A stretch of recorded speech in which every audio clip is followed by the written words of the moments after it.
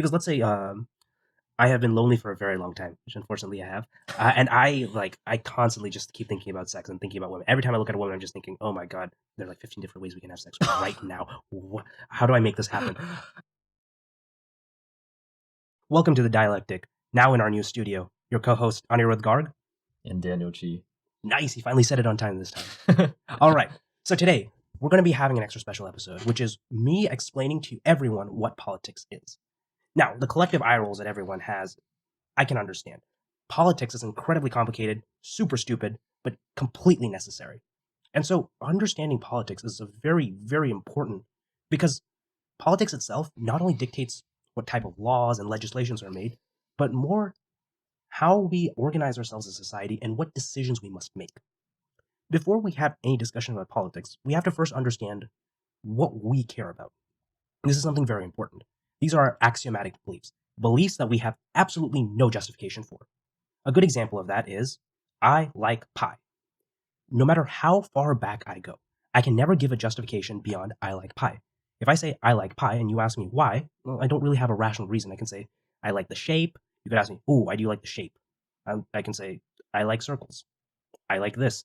You keep going back and there are no definitive reasons for why you prefer something. These are our baseline fundamentals. For me, my axiomatic belief is that I believe humans should be as free as possible. I can make many different reasons and arguments for it. I think we're luminous beings. I think we want to do things. I think it's very important that we can explore because we're very good at exploring. Because by the end of the day, I come to this point where I can't further justify why I think human beings should be free. We always have to start there. And Daniel, I would actually like to know your axiomatic belief before I continue. Interesting. I guess my axiomatic belief with regard to society and politics is basically try to reduce suffering as much as possible. I think that's because I think that's more axiomatic than, for example, any value such as freedom, because freedom only has value insofar as it allows for prosper and happiness. And well, conversely, I can also say this. I can say that reducing suffering to me only has value in that reducing suffering increases freedom. At some point where reducing suffering doesn't make a difference in freedom or might decrease a person's freedom, I might end up becoming pro-suffering. Even any way that you slice it, the axiomatic belief is what we consider the greatest good for ourselves and for the world around us. There are no real justification. It can be selfish, it can be selfless, but the axiomatic beliefs are important because we need to have a consistent basis to base all of our ideology from. And for me, when I think about freedom, right, I come to the conclusion of a libertarian socialist. Now, Daniel's asked me before what exactly that means, and to him, I have no doubt it's an oxymoron. Looking at him right now, he's nodding. No, what a libertarian socialist is, or libertarianism in general, is an idea that we need to be as free as possible. Right-wing libertarians in the United States believe that the less government, the better. And it's true, the government can do great harm to people. It has a monopoly on force. It can harm people, it can take away their rights, it can take away their properties, and we acknowledge that. But what a lot of right-wing libertarians in the United States claim is that we should have corporate power, where a corporation, an authoritarian institution, they should have complete power. And in many ways, private capital should have the power to do whatever it wants. This complete free market fundamentalism is way different than a lot of the original ideologies of libertarianism, where instead of having a government oppressing you and taking away your rights, you let organizations and corporations that you work for take away your rights. Real libertarian socialism cares about not only keeping people free to do whatever they wish, but also keeping them free from coercion and stress. In fact, I'll give you a great example. There's a study that looked at wage theft and found that in the 10 largest states, wage theft from employers to employees was over $10 billion.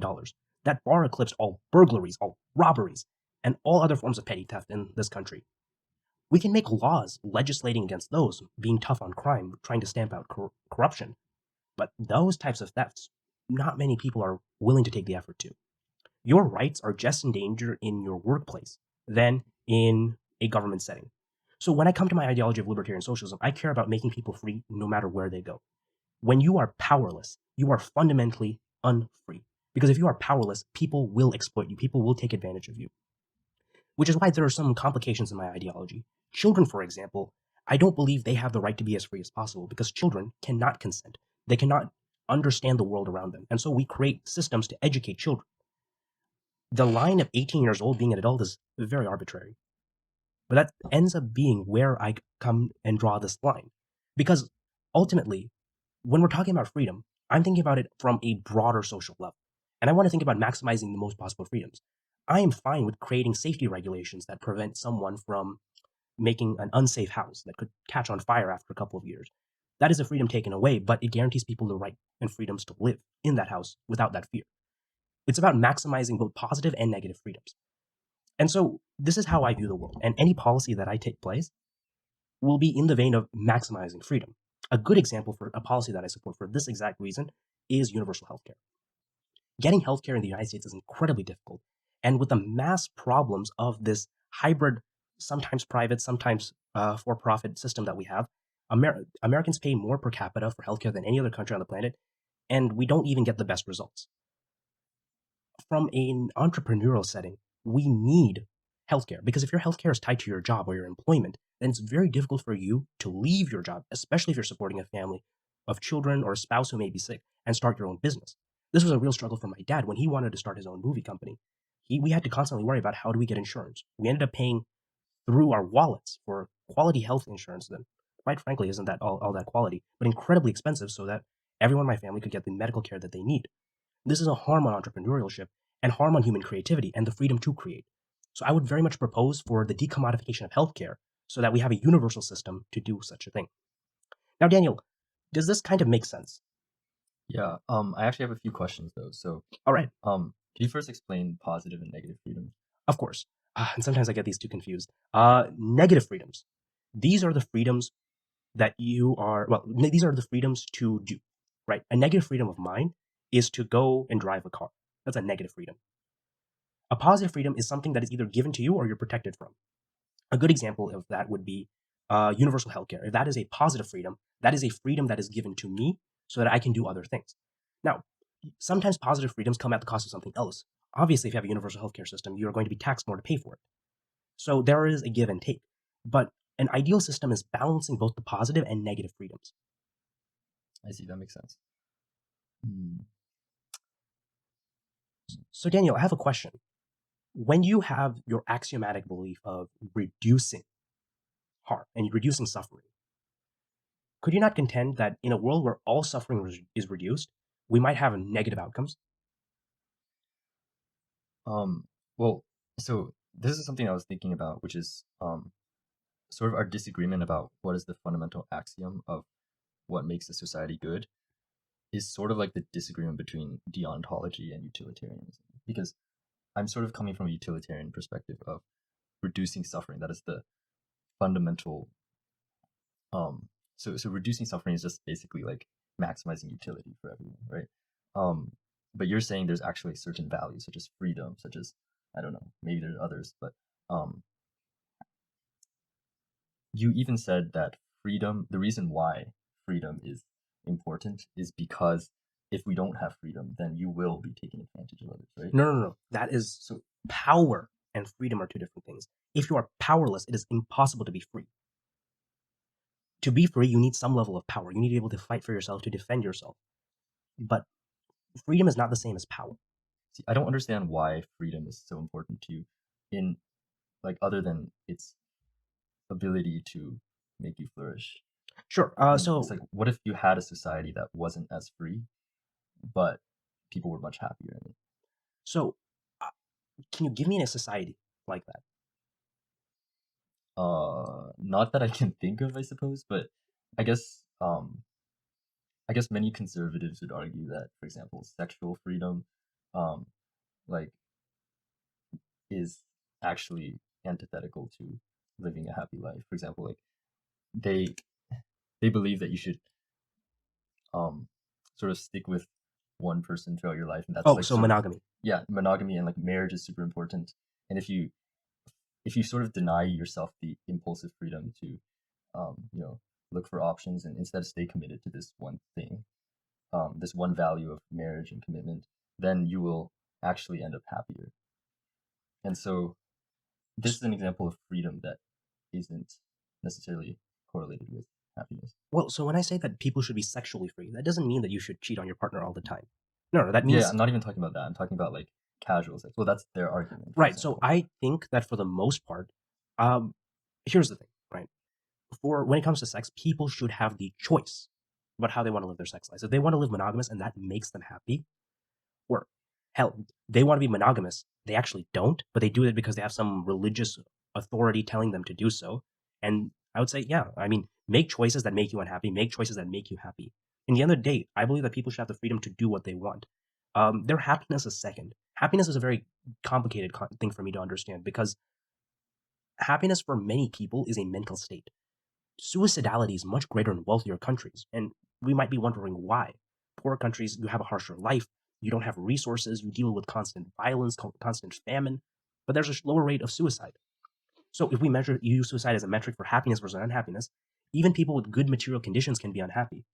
I don't think happiness maps onto any political ideology, and I don't think happiness should. Happiness is, I think, a very intimate emotion, a very intimate experience that I care less about people being happy, but more giving them more options to be happy. Hmm. So let me sort of break this down right now. You're talking about more of the politics side, which I understand since this is the topic of the discussion. I think Yes. I was sort of questioning just the fundamental idea of axiom and what that means. Um, so you even gave the example of how poorer countries, suicide is less common. And this is something that I've considered, which is that it doesn't seem very clear that the economic success of a country is that correlated with happiness to a certain point. Yeah.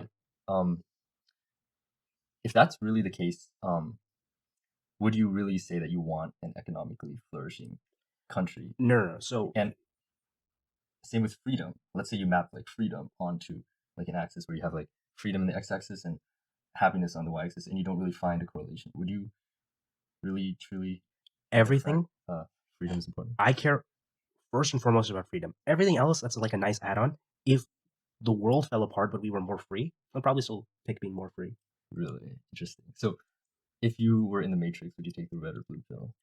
It's been so long since I watched The Matrix. The pill of true knowledge, yes. What was that? The red pill, right? Yeah, Yeah. interesting. I see. Okay, I think that if taking the red pill would allow me to somehow change the system and improve the world, then I would take the red pill. But if it was just purely based on my own experience, I would take the blue pill, since there's really no distinction between um, your experience of Yeah, I happiness hate and being lied to. I take the red pill, no question. interesting. Okay. I mean, that's basically the allegory in the cave, right? Whether to leave the cave or not. Hmm. Really, I sort of forgot what it was. Oh, no, no. So I don't know if we can edit this out later, but Plato's allegory in the cave is the idea that there are a couple of people tied down in a cave, and all they see and experience of the world are shadows of images, of people, of food, and that's all their experience of reality. One guy gets loose. He exits the caves and he sees all the world, grass. He feels and touches grass. He sees the sky and all the colors and all the beauty and danger of nature. And he comes back and he tells all of his friends, let's go, let's go, let's see the outside world. All that we have been shown is a lie. And they say, no. We want to be here. We're safe. We're happy. We know. We understand. You describe a place that we can't even imagine that sounds terrifying. If you untie us, we will kill you. And so the lonely man walks out and he becomes a race of man. This is Plato's allegory in the cave, that there is a world of material and then there's a world of forms, which is real, which is all the experiences that we have been denied. That's the same thing as the red pill and the blue pill. And again, every time I'm leaving the cave, every time I'm taking the red pill, because I think a great threat to freedom is misinformation, not being given knowledge, being denied the truth, because we always try to make our decisions based on the best information we have. Denying someone the truth, lying by omission, is a great threat to their freedom. And so I would always try to be as free as possible. And that even means the right to enslave myself. You touched on something very important, The right which, to enslave yourself, which is very interesting because that's the right to take the blue pill, right? yes, So I even will, taking the blue pill is of course, freedom. I would never, I would encourage people to take the red pill all the Hmm. time. I would never stop someone from taking the Yeah. blue pill. So it's actually something very interesting that you brought up, which is wealth. So there's a way that you can become very wealthy and actually lose a lot of freedoms. If you, for example, are in a job, let's say you're a Wall Street banker and you're working 60, 70 hours a week, well, you don't really have a lot of free time to do other things like build relationships, spend time with your family, volunteer. You're denied many freedoms, but you gain wealth. oftentimes people make the sacrifice of their freedoms, their material, human, spiritual needs for greater power. And on some level, there is a balance. You need to be powerful enough to defend yourself. And there is some virtue in having power over other people. But at some point, you become a slave to your own power. And I, for one, always want to give people the right to be enslaved or enslave themselves. I don't want to get clipped. Daniel, please edit that in post. I, for one, want people to have the right to enslave themselves and to break free of their chains. Actually, Daniel, here's a very controversial take from this. If you are a slave, you have every right to revolt. In fact, not only do you have every right to revolt, when you get there, you have every right to kill the master and wipe his entire bloodline. Because if you kill your master, by law, you're still property. You go to the eldest son or the family member in the succession. You may have to, in order to guarantee your freedom, to wipe out the entire bloodline. And I view that as a morally justifiable action. Yeah, I'd agree with that. Yeah. So you'd If agree you're- that after the slave kills his owner, the mistress of the farm, he has the right to bash the baby, who's now his owner, down a flight of stairs. Because if you agree with me, you agree with that. Wait, I think I sort of misinterpreted the question. You wipe the That is entire actually bloodline. a little. So that's assuming like the bloodline is also well, like that's assuming that the rest of the bloodline is not indirect or does not directly enslave you. Only the master does, right? Yeah. So like So for the example, baby has no responsibility for the baby can't. But for example, let's say you kill the master and he has a 20-year-old son. He says, "I renounce all holdings. I will give you complete freedom." Then you no longer have the need or the right to kill him. Mhm. He's renounced you. You could still you could try him based on your own laws if he commits a crime against what you view as a crime against humanity and what I view as a crime against humanity. But the immediate right to execute him or kill him immediately is gone. But so long as no one has liberated from your bonds, you have the right to take any step to do so, including wiping out an entire bloodline. And Daniel, I don't think you'll get behind that. That's sort of like the trolley thought experiment. Because you're sort of like, okay, I need to sacrifice some innocent people in order to, you know, fix my situation. But Oh, there's no utilitarian calculus in this. yeah, There's a crime committed against you. You have every right to make it right. I believe that no matter the situation, everyone has a right to fight for themselves. even against someone who's innocent. Well, I mean, you are fighting to defend yourself. If you are fighting someone who has not wronged you, you are no longer defending yourself. You're the aggressor. Wait, so you're saying you should be able to throw the baby down the stairs? Well, I'm no. confused. If you are a slave and you organize the revolt, you may have to secure your own freedom. And in the world where you have to, that is morally justifiable. If I don't know. immediately, if For me, immediately that's after, a gray no, area. immediately after the revolt, slavery is ended throughout the land. Okay, there's no way it's morally justifiable to throw the baby down the steps. If slavery is still legal and that child is now your legal owner, you have every right to. Mm-hmm. Yeah. Because at the end of the day, I care about freedom. When you have enslaved people, they have the right to fight back. Mm-hmm. That's sort of like war because, like, most of the soldiers that you're fighting are probably good people, you know, even if they're the enemy of your country. Even in like World War II, like, I mean, the soldiers, I mean, how many of them are actually like evil Nazis, you know? So like, you're sort of killing innocent people when you're going to war, but you believe it's for a greater purpose, for freedom, right?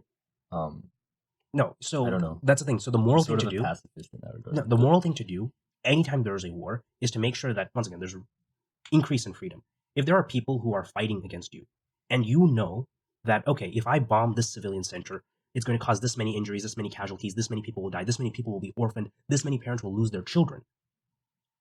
If it doesn't serve a strategic purpose of ending the war, making sure everything goes back to normal, you should not bomb it.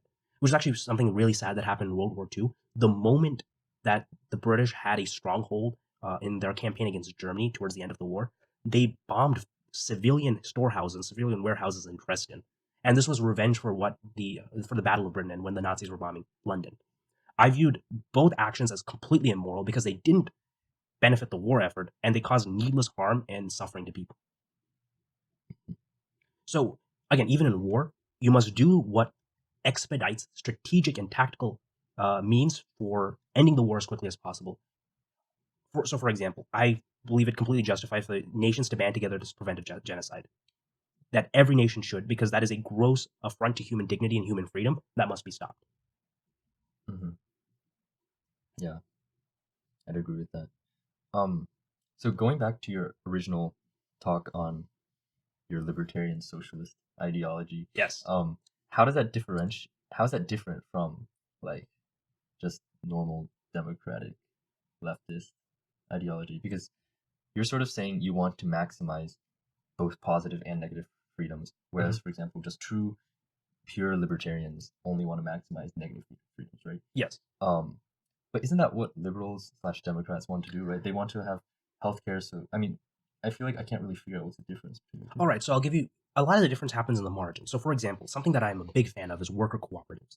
I don't like the idea that you can have a boss who has authoritarian control over you, that you can't do anything. Right. Daniel, do you believe that if someone breaks in the house, you have the right to defend yourself with a firearm? Yeah. Great. If someone is stealing your property and you're a smaller person and they can do great harm by stealing your property, do you believe that you should be able to threaten them with a firearm, or at least to scare them off, or in cases where they attack you to shoot? Right? Oh, wage theft is much more common than property. Though for and that burglary. example, you'd probably say, okay, the Democrats don't like firearms, right? So they want to. Yeah, obviously, I that would be love guns. I anti-freedom. love guns. But they would argue with the same freedom argument. They just say, but the consequences of having firearms are death due to guns, and that's taking away from the freedom of people to live. So most firearms deaths are suicides. And unfortunately, a downside of this ideology is you have to defend people's rights and their lives. That is unfortunately the truth.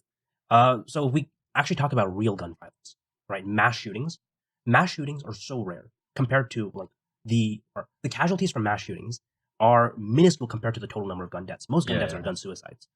If you want to make the argument that guns are bad for people's mental health, that they make them more, that they put people in more danger, I will completely acknowledge that with you. I will agree with you 100%. Guns make society more unsafe. But the inherent act of ownership of a gun does not reduce freedom. So the act itself of owning a gun does not reduce freedom. So I am very hesitant. A dangerous world not? How does that not reduce freedom? If you're in fear of getting shot, you're going to be less free in your actions.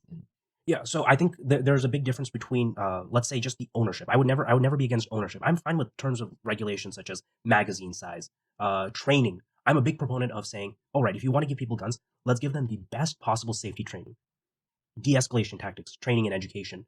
If you say to get a gun, you have to go through these hoops, waiting periods, taxes, fees, criminal background checks, I'm fine with all of that. But as long as the fundamental right to ownership is never infringed. Okay. For the most part, I want everyone to have a fair shot to do something. Whether or not we make it more difficult, I'm more amicable to solutions. Right? I like the idea of trying to make things as easy as possible if something is important. If there's a benefit in making something a little difficult to attain, like a driver's license, yeah, I can agree with that. So I totally agree with what you said about how freedom, there's a give and take, right? It's like the freedom that you give one person almost always requires taking freedom away from someone else, in a sense, right? Yeah, in a sense, So, if I give people the freedom to negotiate their own wages, I am taking away freedom from the employers to maximize the profit. Yeah, exactly. So how do you balance that? And like, what criteria, if any, do you use to figure out who should be the one to get freedom and who should be the one to get freedom taken away from them? That's a very interesting question. So I think that at the end of the day, so this is where I would disagree with a lot of socialists. Socialists believe that workers should have all the power and all the freedoms, as many freedoms as possible. I will say I would like something like a worker cooperative where every worker has a stake and ownership in the company. I think that's very beneficial, and I think that's very true to my ideology. But even in a traditional firm, I want the worker to have every right to negotiate for their wage as high as possible. I want to make sure that there's no coercive element for them to take a lower wage, which is why, even though there is a lot of arguments economically against the concept of a wage floor, like minimum wage, I would still support it because that at least ensures that there's some level of power that people have in bargaining. So, given that we already understand the relativity of this freedom thing, what is the deeper axiom then that is allowing you to make these decisions between the different distributions of freedom that you give to different people? So I care about maximum freedoms. Obviously, it's not give and take. Your freedom to pollute the water is not equal to my freedom to drink clean water. Okay, they're not equal. Point, yeah. They're not equal in terms of in terms of who is free. You lose a relatively small freedom, and I gain a bigger one. And sometimes we may need to justify. Like, for example, if I drink toxic water and I'm a child and cause brain damage, you have caused irreparable harm to my freedom. By reducing my cognitive capabilities of what I can do, you have done so much harm that such a thing as being allowed to pollute the water is morally abhorrent. So I would view it like that. Whereas you having to spend a little extra money to store your toxic waste, It's gonna be very tough for you to make the argument that a huge freedom is infringed. Mm-hmm. I actually think my original position that we should minimize suffering and maximize utility um isn't okay, it's not it's not incompatible with your view of maximizing freedom. Well, only given this assumption, or you have to maximize, or you have to satisfy this assumption, which is that you believe that humans naturally do what they want, and what they want will lead them to happy lives, right? Yeah, I don't Do make you the believe assumption that? that people do what makes them happy. I do not believe that. I know that because I am a human and I make constant decisions about what, and those decisions make me unhappy. Knowingly, things that make me unhappy, I do them anyway. So I think that's just a matter of, I happiness is inconsequential to me. It really is. I care first and foremost about freedom. If the freedom makes you more happy, more power to you. If your freedom makes you unhappy, you keep doing you. Hmm. I'm not sure if you okay. I'm not sure if you truly believe that. Oh, I do. Then okay, Give me I the still feel like you're judging the value of different policies based on the utility. Based on okay, you said if you pollute the water and no, no. the So baby's irreparably damaged, like that's still like so about the baby's future happiness and well-being. It's not really about his freedom, is it? so again, you're right. If my goal was, I'll have to use some level of calculus about their well-being in order to determine freedom, because for many reasons, measuring freedom objectively has to be measured in terms of harm, and minimizing harm or minimizing human suffering is a pretty good axiom for measuring that. It's a good starting point to build tools for measurement. But at the end of the day, here's where I come down to it: they're not all harms are equal. The soreness you get at the gym from lifting weights is not the same as having your patellar tendon torn, right? They both have pain. One is reduced your freedom, prevented you from doing other things, and one is minor inconvenience, but that opens pathways to more freedom in the future. So if I just measure harm in terms of pain, they both look pretty similar. If I measure harm in terms of what you have been denied, that's a very different story. Hmm. What? So let's take prisoners for example. Yes, Um, I don't like prisons very much. let's say you have one option, which is to, or let's say the prisoner who's a drug addict and a criminal. Hmm. Okay. You have two options. One is to keep him in his house. He has what is it called when you're not allowed to leave your house? House arrest? Yes, house arrest. Um, and you believe that this is going to make him happier because is he needs to recover from his drug addiction, right? I don't care if he's happy or not. So you believe that he should have the right to just go out, even if he's, So again, right? you know, I don't like the institution of prison. So two things: I will never support the death penalty, and I'll never support life in prison. Those two things that I'll never support. But if in terms of how we deal with criminals, for the most part, people who have drug substance abuse problems, they have a mental illness. An illness needs treatment. I would never put them under house arrest. I'd put them into a medical facility where they can be okay, that treated. was a really bad example, but Yeah, very yeah. bad. But even let's say that's a person who's committed a violent crime. Let's say they got into a physical fight and assaulted Mm-hmm. someone.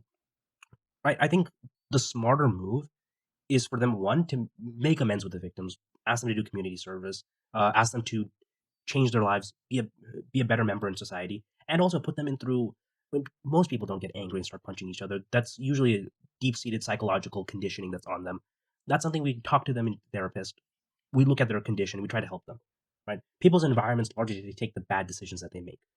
I think it's very important that we try to help people get out of bad environments, which is why I view prisons as a place of last resort. People who are immediate threats to other people, those are the only people that should be held in prison. And even then, even in prison, we should do their best to rehabilitate them. I'll give you a great example. Have you ever heard of I forgot if he's Swedish or Norwegian, a man by the name of Anders Breivik? Anders Anders Breivik. Okay, never heard of him. Never heard of him. He is a fucking psychopath. He went to a summer camp filled with kids and with a loaded semi-automatic gun, and he shot 69 children. He then created a bomb and bombed and killed 8 people. His death count is crazy. I believe he's from Norway now. In Norway, he was only sentenced to 21 years in prison because they believe strongly that they can rehabilitate him. And as tough as that decision to make is, I think that is the right one. Hmm.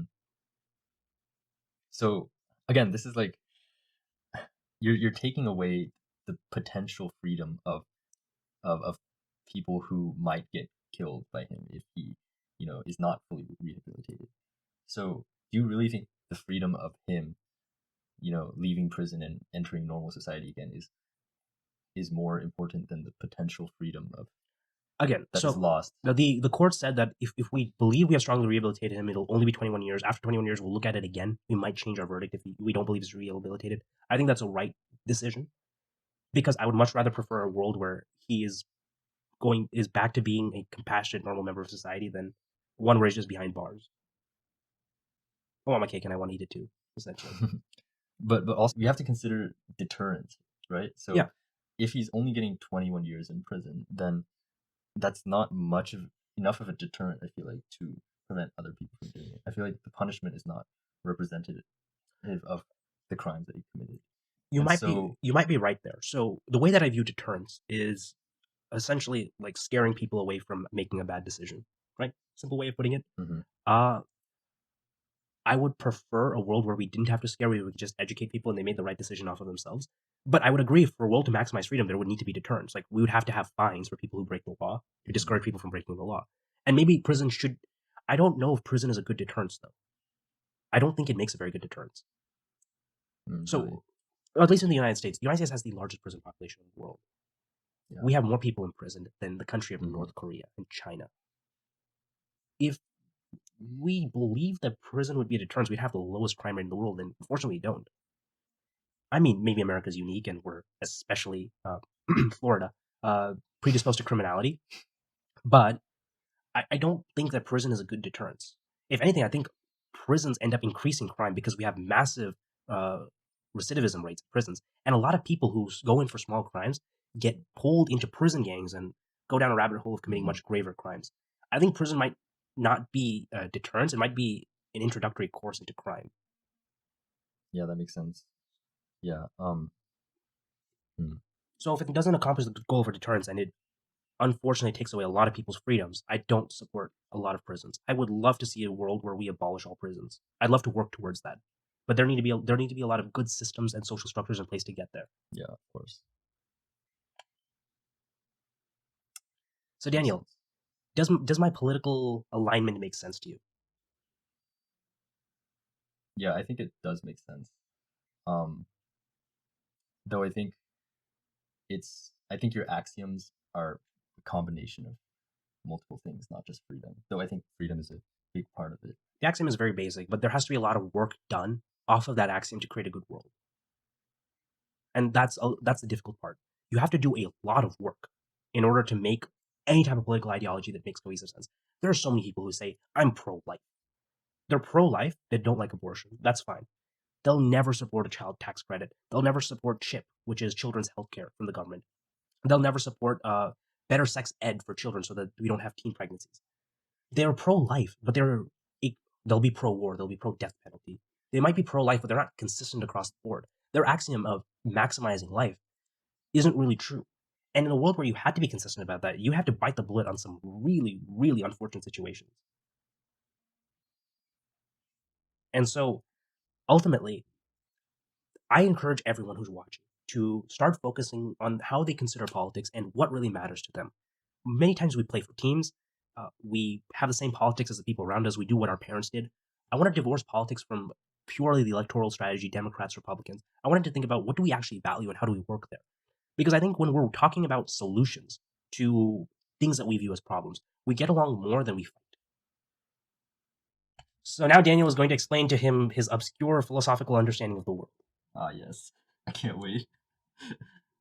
Probably not going to make any philosophical breakthroughs. This is really, really obscure. Okay. All right. Yeah. So, topic I want to talk to you about today is enlightenment and non-duality. So it's a very abstract concept. There's really no intellectual consensus, and it's much um, up for debates. But I'll just try to explain my own understanding of this. Um, so non-duality is basically an overarching concept saying that dualities in all concepts are not all concepts, like depending on who you ask, but in general, dualities are illusory. So what that means is like, in order for us to understand reality, we sort of cut up reality into different categories, right? But non-duality is saying that if we truly try to dissolve these boundaries and try to figure out what exactly is the line, you won't find a very clean line. And fundamentally, reality is sort of a uniform substrate with no clear lines. So a colloquial example of this, which is unrelated to spirituality, is the gender debate. So liberals argue that gender is a spectrum because when you really try to understand what gender is, you end up blurring the lines between a man and a woman. Um, and you might find some people who don't fit into the rigid boxes of either a man and a woman. This whole line of thinking is built upon the idea that gender is a social construct, which is quite a deep concept if you think about it, because what exactly is a social construct? A social construct is anything that doesn't inherently exist in reality, but only exists within the conceptual framework that we overlay on top of reality. The problem is if you really try to uncover the social constructs to what is true reality, you will end up with nothing because everything is ultimately a social construct, just at different levels of granularity. Let me try to explain this a little better. So let me give an example. So this computer, can you see it? Okay. Well, this phone right here, it exists, right? It's a tangible object. All right. It exists. But what if I take apart, let's say I take off the screen. Is it still a phone? Yeah, it's a phone without a screen. Okay, let's say I take off the CPU and the memory chip. Is it still a phone? It's a broken phone. Okay. Well, what if I take, at what point does it become a broken phone and not a phone? At the point when I have no knowledge of it being a phone. The fact that you already told me it's a phone and you take pieces away doesn't stop being a phone. It just becomes a phone with different names onto it. It becomes a broken phone, it can be a phone without a screen. You told me it's a phone, I believe you it's a phone. It doesn't stop being a phone. You melt it into a pile of goop. I was saying, yeah, okay, that was a phone, it's now a pile of goop. It's a very subjective So, thing. so here's like a philosophical concept. So let's say you have a pile of sand, right? And then you have a handful of sand or something. Mm-hmm. Or when does it become a pile of sand? You can like take individual grains off until it becomes. When does it stop becoming a pile of sand when you take individual grains of sand off? It's like sort of like there's no boundary. There's no very clean cut boundary between an object existing and an object existing in a separate form. Okay, I can't help but feel like this is kind of strange. Because here's the thing, right? We all have different definitions for what a pile is, but most of the constraints are size. Right? A couple of grains of salt is not a pile of salt. A little mound of salt that you spilled on the table, okay, that's a pile of salt. I think that we have different constraints for what is size. For the most part, we all estimate around the same number. Uh, a pile and words are very complicated because they can mean anything we want them to mean. I feel like you're describing that there's some greater truth to words, and that's why this non-duality matters. But I don't think words have any meaning. Every word is a social construct. We all agree socially that a word has this meaning and means something. We redefine words all the time. So everything is a social construct because we're social beings that communicate socially. Well, that's sort of the point, which is that pretty much everything that we define is a social construct, and Yeah. not only that, but everything that we see is a mental construct. Everything that we believe and I mean, everything we experience and feel is a mental construct. I would agree with you on that. yeah, experience is a better word, but a mental construct can have different levels. So, for example, your whole life story is a mental construct. Yeah. So there's no inherent existence to your overarching narrative that you tell yourself. It's sort of just like your own filtering of different events, filtering of sensations to generate this. Yeah, but I would also argue there's no way we can get to an overarching narrative of ourselves. All we have are our experiences. There's not like an objective experience to be had to view ourselves. I think everything we view is subjective. There's no greater truth, and I think I'll bite the bullet on this. It's impossible to know the greater truth. What do you mean by greater truth? So the truth of the world divorced from our experiences, right? A classic example, right? If a tree snaps in a forest but no one is there to hear it, doesn't make a sound. right? We know from our understanding Yeah. of physics it makes a sound, but unless we're there to measure it, we can't actually be there. We can't predict all the certainty in the universe. And so we don't have that omniscience, that greater truth to predict stuff like that. Like to this day, if I asked you, is an electron a wave or a particle? Can you give me an answer? No. No, it's impossible. There are certain things that we can never know. That every time we try to find out, we change the answer. And that greater truth, I think there are just some things, we'll call it God, call it the spiritual being, call it whatever. They're just things that we can't know. Mhm. Well, that all that is true. We can never really get to the objective world, quote unquote. But that's sort of not the point of um, what non-duality is trying to get to, because it's not about knowing the objective truth. It's about trying to filter out, well, this is according to them. And I just find it a very interesting concept. I don't know if it's actually practical in any way, but um, if you filter out your mental constructs and see as clearly as you possibly can in this human form, with this human brain, then you'll reach a state where it's um, you don't feel a distance between the subject and object, in the sense that like, hmm, I'm not gonna lie, I'm kind of lost. okay, let me explain it better. So if you look at an object, let's say you look at your hand, you feel like you're a Observer? you're someone sitting in the back of your head behind your eyes, right? Okay. And you're looking out towards your hand, right? Okay. Sexy hands? So, but the thing is, this experience of feeling like you are behind the head itself is a sensation that you're experiencing. And so, Experiencing the experience of experiences. yes, exactly. So if you experience the experiencer, then that becomes experienced as part of the objective experience. And so you basically become nothing. And Okay. I don't know if this is actually, but that's sort of my understanding of non-duality. It's kind of I weird. don't get how we become nothing. I think what we end up having is the self-awareness that we have, that we are a being inside ourselves, that Mhm. there's a barrier between us and what our and our experience, that there's a processing going on. I can totally see that. I don't get how that comes into nothingness.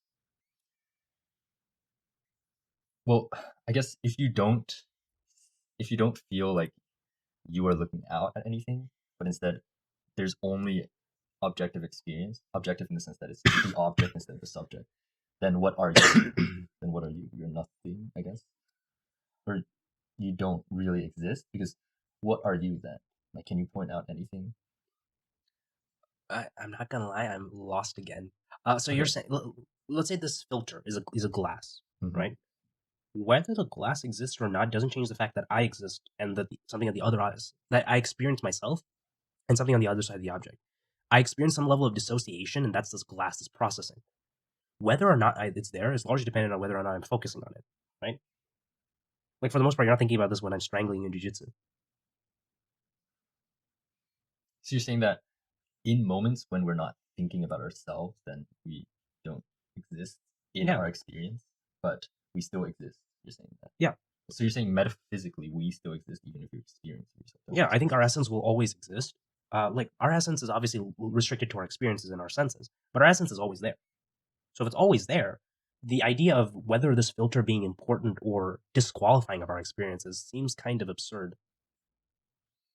It is kind of absurd, to be honest. It is kind of absurd, but I think that's what makes it very interesting, because there's because the fact that it's so absurd yet so fundamental, and people have experienced states where they I don't think this is that controversial, this statement, the following statement, which is that you can, for example, view your thoughts as if they are objects rather than part of your subject. So, for example, if you're thinking right now, you feel like you are thinking, but instead you view it as you get to a state of experiencing those thoughts as if they're out in reality, just like a sound that you're hearing in the background, for example.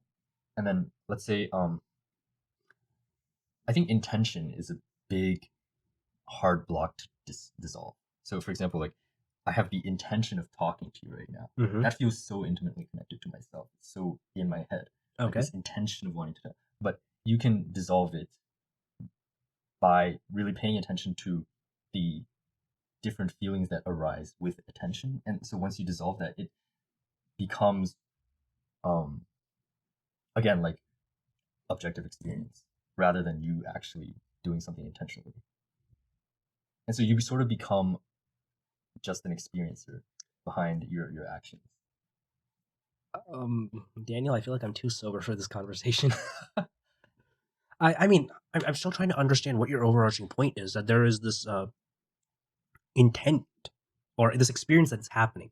And Mhm. it's fundamentally interesting that we experience the experience and we can dissociate ourselves a little from the experience and we can comment on our own experience. It's like, for example, me in like let's say a good editing is a good example. I can edit something into this video, like a mistake that I made or a response. If I say something stupid and in the edit, I can be like, oh, edit, cut. That thing that I said was stupid, wrong. I won't say it again. Right. Mhm. That at least in the editing process, there's like a comment I can make on top of the experience that I was having. Right. So I feel like, is that essentially the same thing? That we are like live commentators on ourselves, on our own experiences. I think that's like one level you can achieve, which is like a slight dissociation, so you're not completely involved in your mental states or whatever. So what's And the deepest so level? the deepest level is you. So at this level that you're talking about, so it's like some of your thoughts you can like dissociate, right, and see Mm-hmm. as an object. But the deepest level is where you keep doing that with more and more parts of your mental, um, your whatever's in your head, until you sort of get rid of almost everything essentially, and then you can go full circle and literally dissociate, not necessarily emotionally, but I mean, you just, in terms of your sense of self, you can dissociate from almost all processes. And So from anecdotal reports, it seems to be possible, though I don't know if they're just like schizophrenic, but I mean, yeah, what you could be describing is something only attainable to someone who's neurodivergent or yeah. schizophrenic. Um, Because at least to me, it seems very like I can't imagine impossible, it. right? Yeah. Um, so for example, Because I'm someone never not in who, control of myself. Which is why if I mess up, you have every right to blame me because I was in control of myself and I made a mistake. Mhm, Right. yeah. So what you're essentially saying is that there's a person who can essentially dissolve their own agency. So yeah, this is what I was gonna say. Like in his descriptions, or in multiple people's descriptions, it's like the universe is doing everything. Like even if you're cooking or something or writing, the universe is doing. It feels like the universe has a massive momentum behind you I'm going to push all the back on time. that a lot Hmm. because there's so many parts of the mind that we do not understand. We don't understand deeper emotions. Why is it that there are cases of women who are able to move cars in order to rescue their child, something that they don't have the physicality to do normally? Why is it that when women are pregnant, they have a primal urge to protect their child, do things for their child that's on an instinctual level? Parents can blot out the sound of a heavy cross country rail going at it. But the moment their child even coos, they're immediately on it. We have selective perceptions, but a lot of it is primal, driven beyond our understanding. And our understanding of the mind is so shallow. It's hard to say that we have like the universe pushing us forward when it could be there are deeper processes ingrained into us that are pushing us forward. No, of course.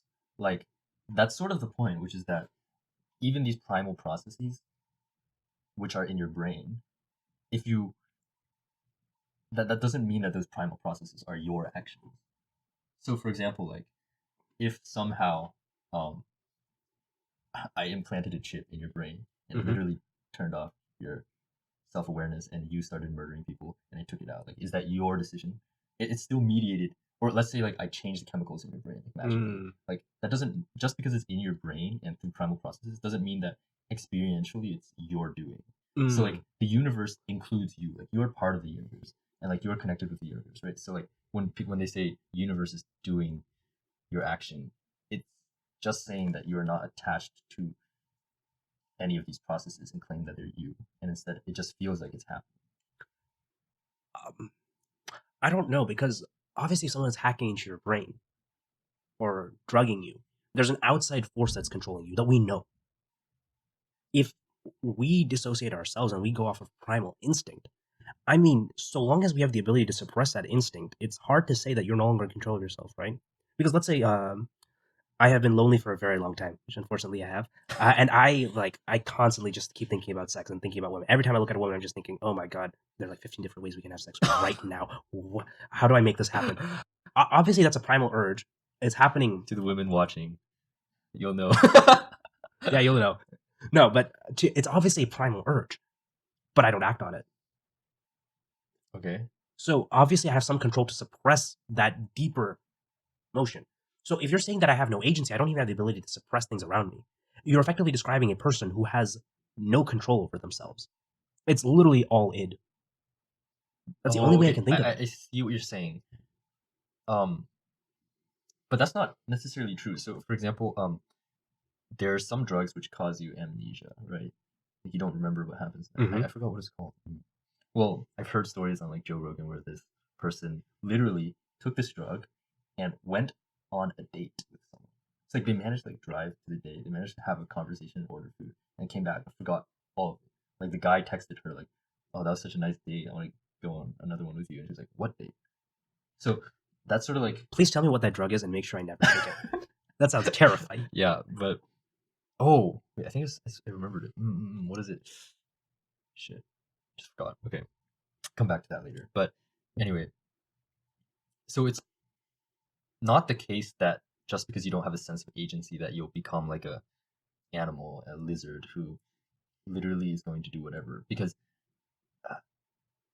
I guess it's theoretically possible. I don't know if it's actually possible based on our neurology, but it's theoretically possible to not have a sense of agency, but still have the parts of our brain that control the primal parts of the brain still online.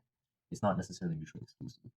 Like imagine having a very intellectual conversation, and So the opposite of what we've been doing. yes, basically, while not feeling like you're actually doing it. Again, the only way that I can imagine this is if I was somehow neurodivergent, or if I had complete loss of agency. Consciously I can't experience that because I've never experienced that.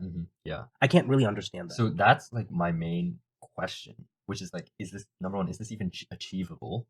Right? It seems outlandish. It seems impossible to achieve. Since I mean, like it seems so fundamental to have a sense of agency, right? And to see ourselves as independent of nature and independent of the rest of the world.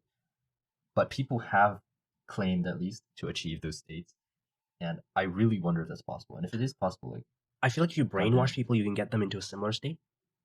maybe. And at this point, I view this as one of the greatest immoral things in the world. You cannot take away people's agency. Of course. This is awful. Sounds like a nightmare. Daniel, please make sure this is never possible.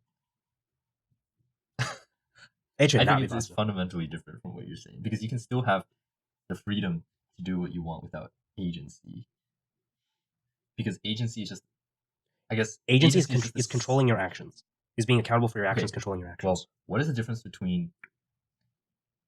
Okay, this is just going reductivist as fuck, but what is the difference between having a sense of agency and you unconsciously doing it, and you doing it without the sense of agency? So, for example, like the whole free will argument, right? Mm-hmm. So, like, the universe is I can't even explain the free will argument. You probably know what I'm talking about. You guys probably Yeah. So is everything predetermined? Because if everything is directly causally linked, there's no such thing as free will because our environments are affecting us, and so if we have an ability to calculate all variables and create a model, we could predict all of the future. Well, I was going to say, like, even if it's not deterministic, it still doesn't prove free will, because that would mean that, I mean, it's just logically incoherent, because then you have to cause your own actions, which the intention has to be caused by yourself too. So it can't go both ways. It doesn't make any sense. But anyway, there's really no difference between something happening and you doing that from like a fundamental level. I disagree. So for example, if you scare me and I punch you in the face, that's reflexes, right? That's something that I've conditioned into my body. Now, whether or not conditioning that was something I made a choice to, that's something that's happening independent of my immediate cognizance, independent of me thinking about it. I punch you. I can't really be blamed because my intent was not to punch you. You scared me, right? You could blame me for creating that system or ingraining myself, okay, protect yourself when you're scared. You could argue that it's bad. I would tend to disagree. But That is me conditioning myself so that I lose agency temporarily for the benefit of quicker reaction reflexes.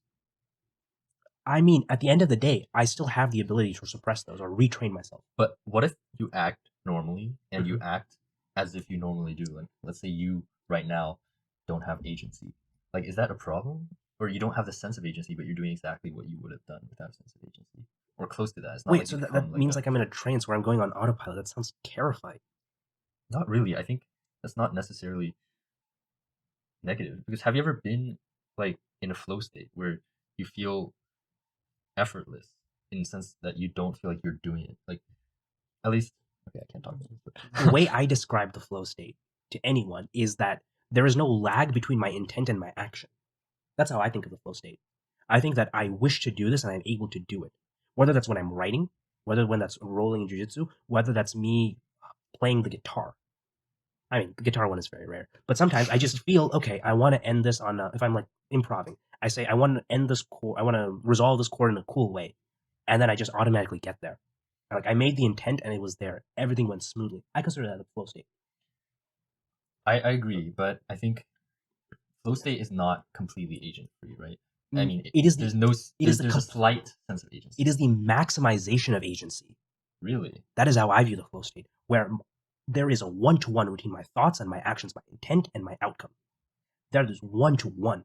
Everything just flows. There's no hesitation. There's no lag. The so-called mirror, this mirror that we're looking through, this screen of processing, gone, divorced from me. It is a maximization of my agency and of my humanity. That But is I how I think, view it. but I think that's actually exactly the same thing as having no agency. I think they're like two sides of the same coin. They're like you reach so much intention and agency that where like every agency instantaneously results in a change in your environment exactly how you want it to be is the same thing as having no sense of effort, no sense of agency, where like Wait. everything is happening. So I can understand the no sense of effort. I don't understand the no sense of agency. Because I think the sense of effort is pretty it's like a it amplifies the sense of agency a lot. Because okay, let's say like you're lifting weights, like oh like you feel so much sense of agency, right? That's so much sense of agency because But then you if the have to bar feels like concentrate a feather, or like let's say you're in a dream or something and you're lifting weights like I don't really know. I just think if everything happened to you and all your surroundings matched instantaneously as if you I'm not phrasing this right, but everything in your environment changes one to one with what you want it to mm-hmm. be, that would almost feel like the universe is doing it. No. Because if the universe wants something else, you say, I don't know, my opponent wants to strangle me, and I immediately say, think no, and it doesn't happen. That is me going against the will of the universe. No, because if he actually stopped strangling you as he thought, you'd become the universe. You'd be omni. Yeah, but he didn't Okay. strangle me not because he stopped, but because I made sure he didn't. The power's still in me. So long as the power exists in me, I have But agency. because it's so effortless, it because it's so effortless and it just happens almost with the mere thought of it, then the effort is sort of like, okay, thank God, you like God literally just did this for me. aka the universe just did this for me, whatever you want to call it. Like a lot of artists, they say sort of the same thing. They say, oh, they say that when they're creating masterpieces, they don't feel like they're doing it. They feel like God is gracing them with this inspiration and writing it for them. I mean, And artists are kind of that's full of shit sometimes. I'm gonna say that out there, but even I then, actually relate with that experience. I mean, not like that much, but sometimes I get this flow state where it really does feel to a certain extent, not that much, but I get where they're coming from. This universe doing it. I don't get you at all. Okay. I do not. I And if there was a drug that made me see the world your way, hell no, I'm not taking it. I am in control of myself. I never want to not be in control of myself. I got drunk once in my life. It was an interesting experience. I'm never going to do it again. And that's just the way I view it. I view it as an irreconcilable difference, I guess, between you and me. I just cannot understand that world. Hmm.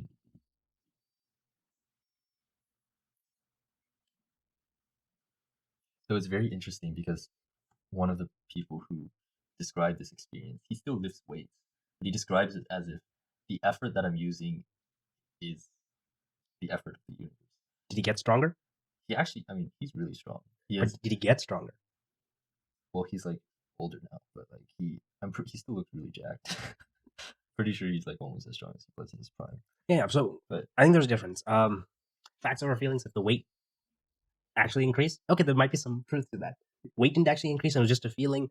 Okay, that's you volunteering away your agency. That's you volunteering away your control for no benefit. I don't see it. okay. I'll go even further. To everyone in the audience, do not listen to Daniel. Listen to me instead. Your life will be better if you do. Yeah, I mean, here's the thing. I actually agree with that because I don't think you should take this at all in practical, as a practical philosophy for life. I think it's actually, I think unless you are serious about pursuing non-duality or enlightenment and treat that as a separate or have a really dedicated practice for it, you might fall into this trap, which is that you sort of intellectualize non-duality and use it as an excuse.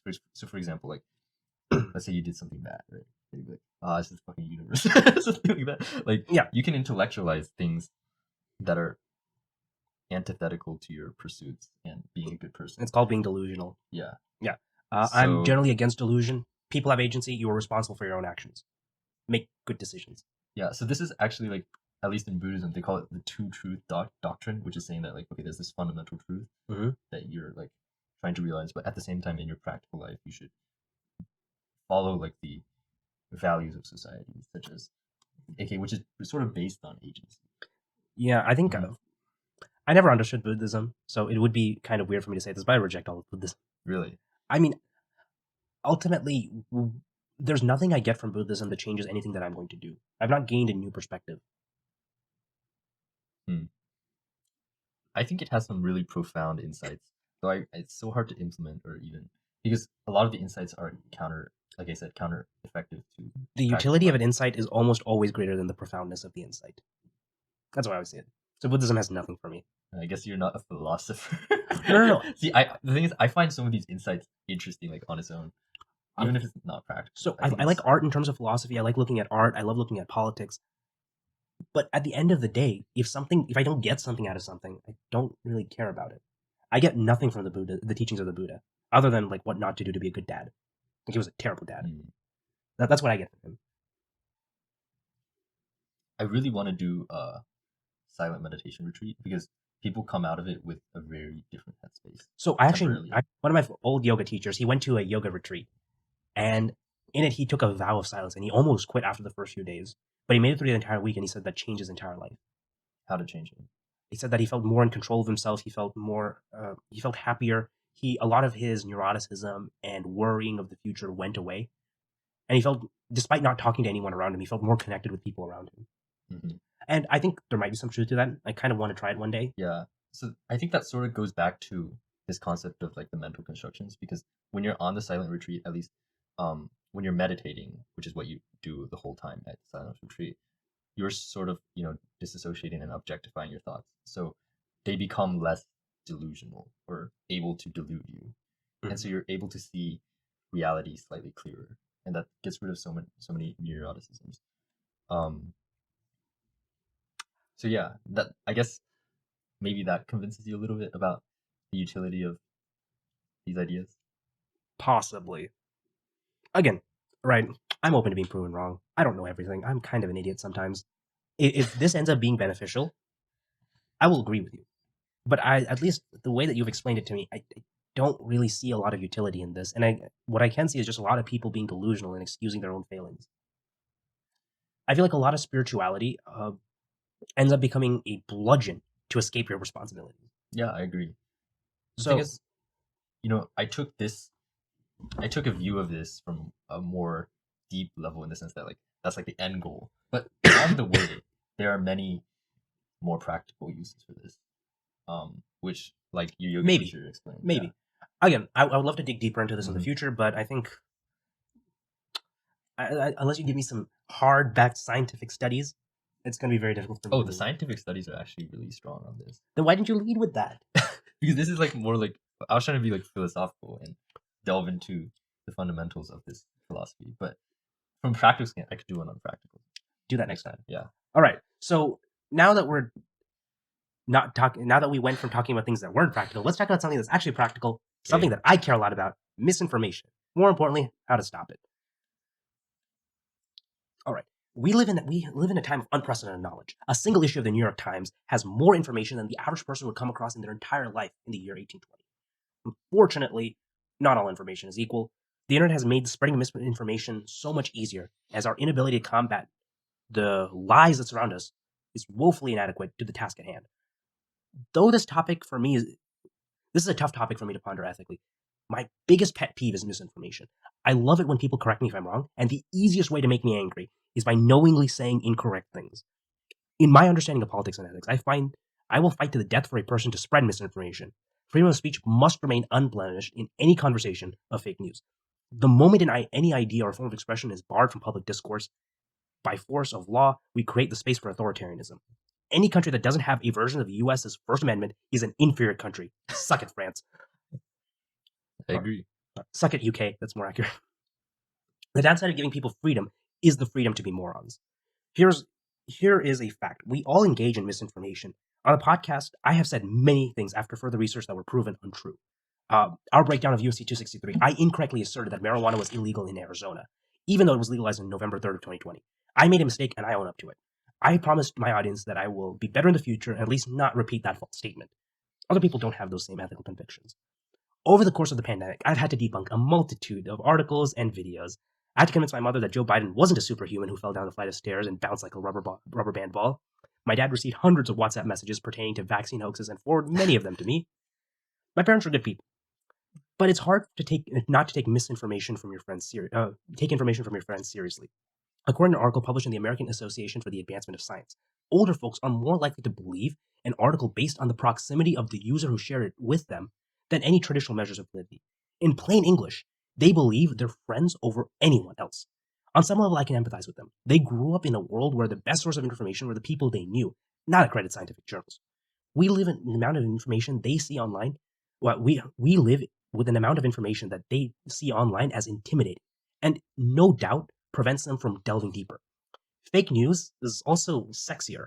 Fake news articles get spread 70% more than more on average than verified sources. There's a good reason for that. Fake news is simple. It's easier to claim that COVID-19 is caused by 5G towers. Most people don't really understand either very well. And if there's a correlation between infections and 5G towers, say in cities, which are densely populated and have a lot of both, some people could immediately become suspicious. Throw in a fake study about EM waves causing lung cancer and create a narrative of a boogeyman like Bill Gates wanting to microchip everyone. You could rile a lot of people to burn down a couple of 5G towers. Some people are lazy, stupid, and full of passion. They won't take the time to understand the complexity of the world. That's just a no on them. That's just not in them. But a convenient story, they'll eat a dozen of those. The final factor we need to consider ourselves is politics. Conservatives spread nearly 7 times more fake news than on platforms like Facebook. They're very emotional beings. If you tell them that immigrants aren't coming to kill them and just want to make them enchiladas, they won't believe you. They're more likely to spread something that matches a grander narrative, not heterodox thinking, than they would in order to challenge ideas and assertions that they could think are true but are not. The conservatives' unwillingness to challenge themselves makes them more susceptible to spreading misinformation and overall making life much more difficult for every other sane person on this planet. So, Daniel, I have a question. How do we responsibly deal with misinformation? This is sort of it's a hard question because you love freedom so much. I love freedom so and much. Misinformation is, I mean, to control misinformation is a threat to freedom. Yes. But misinformation itself is a threat to freedom. Yeah, I'm in a double bind here. There's not really much I can do. Everything, like we said, everything is a double bind when it comes to freedom. But man, first of all, so conservatives spread nearly 7. Well, their ideology depends on misinformation. So do you think? So do you think conservatism is like objectively stupid? Yes. Stupid. Okay. Yes. Just to make that clear. Okay. Interesting. Well, yeah. I would agree on like conservatism in a moral sense. Moral conservatism and social conservatism inherently stupid. Conservatism in the United States, mega stupid.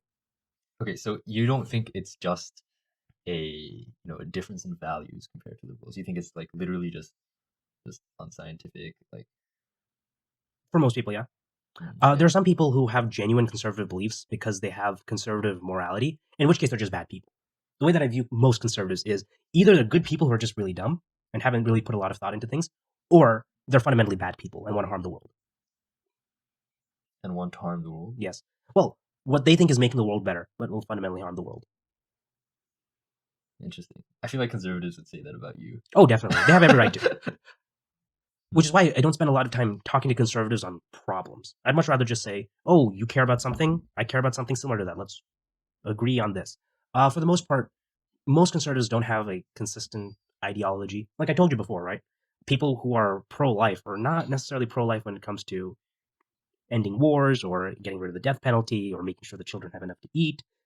You know, there's a lot of inconsistency in conservatism that, quite frankly, is dumb. What's worse than conservatism is nationalism. That's the next level of stupidity. And further level of that is fascism. Before I comment on the misinformation thing, I want to respond to. Yes. So I have been trying to figure out the same question, which is like whether different beliefs are sort of objectively equal but based on different values, or both based on different values, but also some are literally just objectively worse than others. So like for example, like is Nazism actually worse than Stalinism, for example? Like those are the opposite extremes. Do they actually are they just differences in values, or So if we talk about political ideology, and also so one thing you were saying is like pro-life, how conservatives claim they're pro-life but they don't actually care about the lives of children. Is that actually the case? So here's the thing. So Something that I noticed is that a lot of democratic policies sound good. Like they sound very altruistic and beneficial, but I think the conservative argument, from just knowing conservatives and talking to them about it, or um, like online, their whole argument is that just because something sounds good doesn't mean it's good in the long run. So that's like the whole argument for why they don't think socialism conservatives is good. looking in the long run, looking at data. Yeah, I'll see. Well, I'll believe it when I see it. Intellectually, it doesn't. I mean, theoretically, it doesn't have to be empirical. But like for example, the whole argument for free market capitalism is based on the idea that just because it sounds good to distribute wealth, doesn't mean that it will actually lead to greater flourishing in the long run, and that because of the hidden forces of like the what's it called, the hand, The market, invisible the invisible hand yes, of the market. yes, that will lead to greater outcomes in the long run. No. For a lot of conservatives, they don't view it as good outcomes. That's not how they view it. They view it more deontologically as people get what they deserve. Have you ever heard of strict father morality? Yeah. Yeah. So a lot of conservatives, a lot of people who are conservatives, especially socially and morally, they believe that what you get, how you're treated, is intrinsically tied to your value. So in the just world hypothesis, good things happen to good people, bad things happen to bad people. So if something bad happened to you, you're by definition a bad person. Conservatives usually, there's some heterodox thinking here and there, they're in favor of hierarchy that's very traditional in the sense that they believe in a system, even sometimes meritocratically, where good people are on top and they control and they lead everyone. That's why they love CEOs. They love CEOs. They're like, oh my God, that person is great. He worked so hard. He built his own business. They love the idea of small business. They don't actually like small businesses. They love the idea of small businesses. A person who works hard, they can build something for themselves. And all these people who are takers, moochers, we don't need to subsidize them. That's a lot of the motivations for something. There's a lot of they're not looking at data. They're not thinking, does X policy create better outcomes than Y policy? They're thinking in terms of what do people deserve? So that's a monolith. I mean, that's like a monolith argument, which is that all conservatives are not, you're not saying all, but No, not all. I would say most social conservatives think that way. think that. Okay. Now, there's some people who are actually just single issue voters. They don't really care about anything other than abortion, guns. In some way, I view them way more at like a way higher intellectual level than other conservatives who adopt. This is actually really funny because so at our school, Ben and I, we talked about we drew a graph with IQ and liberal and conservative. So let's say, okay, for you guys, this is right and this is left. So Stay close to the mic. okay, this is right and this is left. Mm-hmm. Going up is IQ. So you start with the conservatives on the right, and then once you reach a certain threshold of pretty smart, you get super liberals, and then at the very top, you get conservatives, and then back to liberals. So the reason for this is that the monolith of people that you're talking about who vote based on this, what was it, the something dad idea? Strict father Yeah, morality. dad, strict father morality. Yeah, they're the ones at the bottom who, they're not really Emotional. considerate. Yeah, emotional. They're not really considerate of like the actual economic effect, whatever.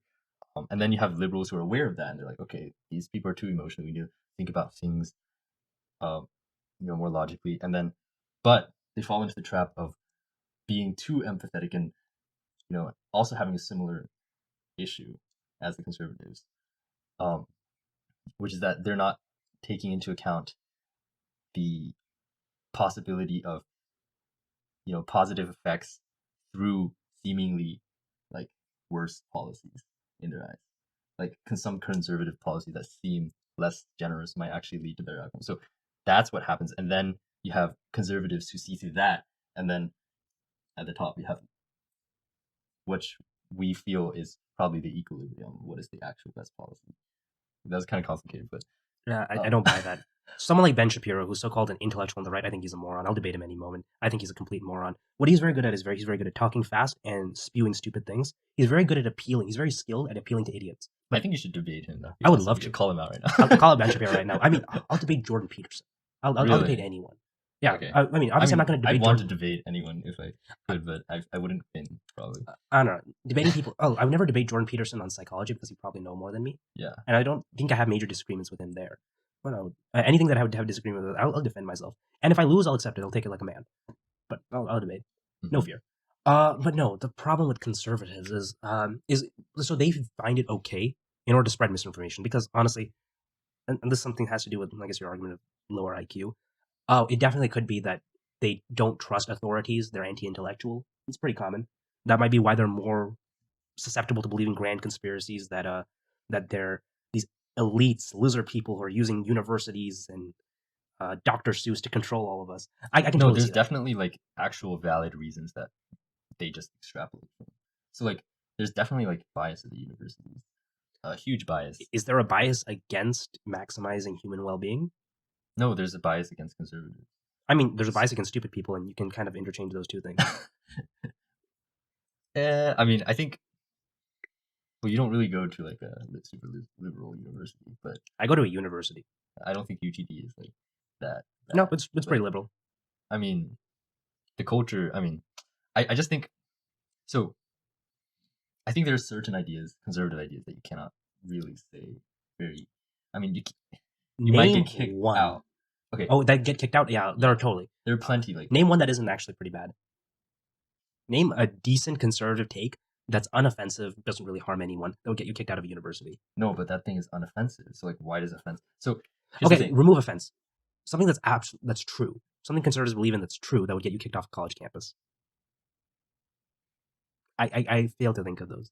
Some gender study stuff. Like for example, do you know what is this? James Damore from Google? He got like kicked out of Google for writing this memo about. I mean, that's not a university; that's a private company. Yeah, but I think that's a little different. A private company will fire anyone who ruins their image. The fact that he became public and he was ruining their image, they would fire him. That would have nothing to do with what he said, but just the optics of how it looked. I think a university is a little different. Yeah, I feel like if I was in university and I was publishing something like that, I would get huge. Would you be harassed for what you believe? Probably. Would you be kicked out by the institution? I find that a little hard to believe. And I think the only reason the institution I actually remember this one professor who got kicked out for something like that. Really? Yeah, or at least like suspended or something. Yeah, it was something about race, but he did some research on race and he got kicked out. Which did he get kicked out because I understand how it'd be offensive and. Did he get kicked out because his information was wrong? Here's the thing, I don't think so. Or at least like even if it was wrong, it's not necessarily like more wrong than any other wrong paper that would have been published that was not. Okay, if there was no malintent and he wasn't really wrong, or his at least there was a good methodology for a study, I mean, kicking him out, that's just bending to the mob. I can understand if you think that, oh, if I invite the speaker or I keep this professor on campus, the kids are going to riot, and you're like, okay, don't come in so we don't have a riot. I can totally understand. If you want to say colleges, that's happening in colleges, and there's evidence of that, yeah, I would agree that college is stupid. That's definitely a bias. Okay. And I think... So all I'm saying is that, yes, there are definitely biases in college against conservatives, but conservatives, they take that and they extrapolate it to like even like scientific organizations with when it comes to COVID and stuff like that. I mean, but science is pretty anti-conservative. I mean, it's anti-wrong, anti-misinformation, anti-stupidity. I mean, I feel like they're extrapolating the right direction. The problem is they're not the victims. Yeah, there's some overlap between those two, though. Yeah, sometimes it's not overlap, but yeah. Where are we going? Misinformation. Yes, misinformation. Look, here's ultimately the truth, right? This is something I can never say to a person. I can't say to a person that they're stupid. The moment I say them, if they are stupid, it doesn't matter if they are or they're not. The moment I say them that they're stupid, they're not going to listen to me anymore. Yeah. That's ultimately the truth. It's very important to be rhetorically effective in dealing with fake news. Why are you calling conservatives stupid? I'm not calling any individual stupid. Look, me on this podcast is a little different than me face to face. Me face to face, me on this podcast is much more about how I'm feeling. Me face to face is much more about what I'm doing. What if a conservative is listening to this? Fuck you, change your mind. Nice. Yeah, but no, actually. So if you're a conservative and you are open to changing your mind, I love you. If you have dumb ideas, everyone has dumb takes. Everyone has stupid beliefs. I'm not making a moral judgment on that. If you're willing to change your mind, I love you forever. I'll give you a hug right now. Most people are not. Here's like the thing. Here's the problem. You can't change someone's mind if you assume that they're wrong, or if you assume that they're stupid or their views are wrong. Because like, you have to ask them questions for themselves to figure out how they're wrong, because they won't believe you. It's highly antagonistic. No. So one of my favorite tools to asking someone is, what evidence can I show you to change your mind? It's a very rhetorically effective tool. Yeah. Because then you're effectively, if they answer there's no evidence, they're a lost cause. I mean, be kind to them, be nice to them. You're not going to move them on anything. But if they do say, oh, I would love information like this. So something like, if I prove to you that what evidence could I show you that COVID-19 was not created by China as a bioweapon? I ask them that. They think they don't really have an answer. It's at least the space for me to say, if there's no evidence that I can prove that it's not, what is the evidence that proves that it is? Wait, is that even like is that even fake news? That COVID-19 was created by China as a bioweapon against the United States? Yeah. I feel like it's pretty fake news. I mean, have you researched that, or is that just like? Because I don't know. I've heard someone on multiple times on Joe Rogan, talking about this, and Joe Rogan interviews idiots. Just like putting that out there. They've done research on this. Well, research as in like they've looked into it. Like look into it. Yeah, look into it. Look into it. Okay, Eddie Bravo. Anything that comes out of Eddie Bravo's mouth is. But that wasn't Eddie Bravo. Okay. Look, no. Here's ultimately the thing. If you are asserting that it was a bioweapon from China to target the U.S., that is a fantastical claim. Fantastical claims need fantastic evidence. There is not substantial evidence to prove that. Well, there's evidence to suspect that. There's evidence that it's possibly leaked from a lab. That's entirely possible. If someone says that I believe it could be a lab leak, no misinformation there. I think it's more likely to be a lab leak, maybe depending on their sources. There's a lot of room for error. That's hard to say that that's misinformation. It definitely was from a lab. Okay, that's misinformation. We don't know that for sure. It definitely was from a lab in China, used it as a bioweapon to destroy America. Okay, you're past the point of saving. That's actually true. Like, I mean, bioweapon. Okay, yeah. I don't think it's from a bioweapon, but so I think the lab thing is definitely a possibility. Possibility, definitely. I don't have enough evidence. Mm-hmm. I would love more evidence. Please, Joe Biden, do at least one good thing in your life and give us that evidence. I mean, you've done other good things, but give us this evidence, Joe Biden. No, I would love to see more evidence. I'd love to know. If it's a lab leak, okay, now we know, don't do gain-of-function research. It's very dangerous. If it isn't a lab leak, I mean, all right, let's be better at treating our environment well so we don't get another vaccine or we don't get another disease from random animals that have been forced to live with humans now. So it changes a lot of stuff that we do. I care about getting the truth. Stuff that we say now could be misinformation in the future. That's entirely possible. My goal is not to say that if you spread misinformation, you're a terrible person. It's that when you when you say anything, be very cognizant that you did your due diligence. When you say something, you have a responsibility. You have the responsibility to make sure what you're saying is defensible by you. Right? Any position that I say on this podcast, I will defend. And if I'm not able to sufficiently defend it, I will change my mind. But I will take the responsibility there. What we need to do is encourage people to be more responsible with the words that they use. Unfortunately, people are not. So Daniel, how do you convince people to be more responsible with the words that they use? You're actually a very responsible person whenever you say anything. You almost never say anything too outlandish that you can't substantiate. So how do you encourage other people to do that?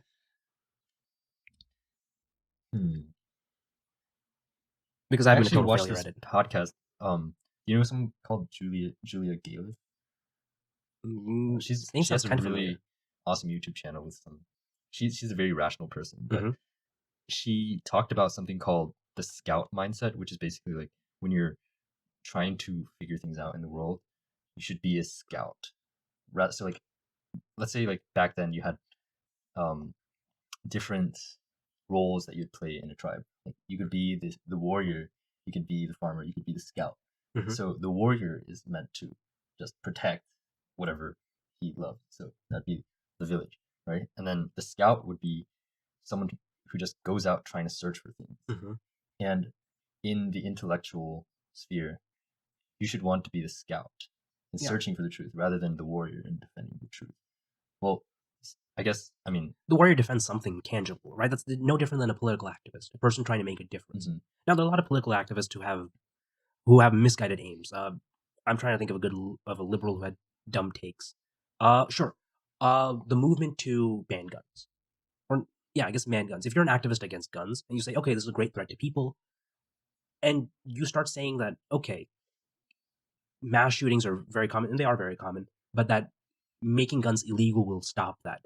There's not a lot of evidence that banning guns, well, unless if you take Australia, who did a massive gun buyback program, uh, will substantially reduce gun violence. And you then have to make the argument that we have the capability to buy back guns in the United States, where there are literally more guns than people in this country. When you're making this activist claim, when you're a warrior, you're overlooking a lot of truths. That okay, some of the solutions you're proposing just might not be practical. And I think again, you're trying to do good. You don't see the whole picture. I can understand that. I can be very empathetic with you. I can't give you a lot of sympathy. I can give you a lot of empathy on this, which is I can understand you're trying to do good. You're trying to do what you believe is right. You're a little lost. If you're open to being changed, if you're open to change how you address these solutions, if you're open to change your tactics as a warrior, you're a good person. You're doing the right thing, Mm-hmm. right? The Yeah. biggest problem with misinformation is that people, even after realizing it that it is completely false, it's two things. One, they're negligent in verifying it. They're also then unwilling to correct themselves. Okay. They're contributing a lot of harm to the world that way. So I think something that you have to think about when tackling. Well, okay, who are we even talking? Are we talking to people who want to change other people's mind, or are we talking to? You're also talking to me. I want to change people's minds. Okay, interesting. Because so at least for me, I am not immune to cognitive. No, what is it called? Talking to No, dissonance? no, no, no, no. Like where you're biased towards things that you already believe. There's something. Selection bias? No, it's confirmation bias. Yes, Confirmation bias, yes. I actually, I believe that, or no, it is my goal not to have confirmation bias, Mm-hmm. but I notice myself doing it a lot of times, and I realize that just introspecting about it and paying attention to how I feel when I have the urge to do that, Mm-hmm. I think it comes from laziness. Definitely. It comes from laziness in that it's convenient to believe in something and not look at the evidence because you feel secure in your own worldview. And I think that's like I think it's actually very rational to do because you cannot be 100% a skeptic. Otherwise, you'll be like paranoid. You'll have no direction in life because if you are completely skeptical and open-minded, this is something I was thinking about. You can't actually be 100% open-minded because if you're 100% open-minded, you'll never get to conclusions because mm-hmm. you'll start being skeptical. You start questioning every single assumption that you have. So there's actually like a balance. There's no. I mean, you don't want cognitive bias. No, confirmation bias to be zero. I'll reject you want it to this be like a balance. Because one of the best tools we have to understand the world is science, and science is nothing but constantly doubting yourself. Not really. Science is the enterprise of replacing error with ignorance. We never say something in science that the case is settled. We say, to the best of our knowledge, this is what we believe. But that's not how it works in practice. And there's so many scientific theories. Like, I mean, what was it like in the 19 something?